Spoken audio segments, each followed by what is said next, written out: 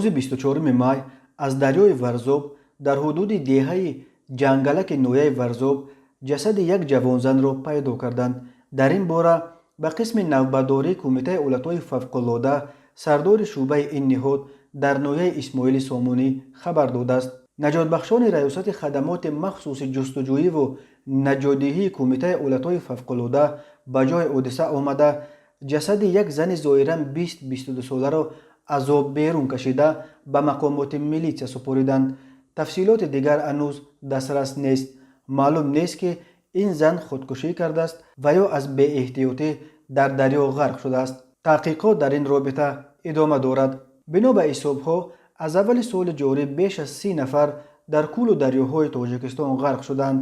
тақрибан нисфи ғарқшудаҳо ноболиғон мебошанд.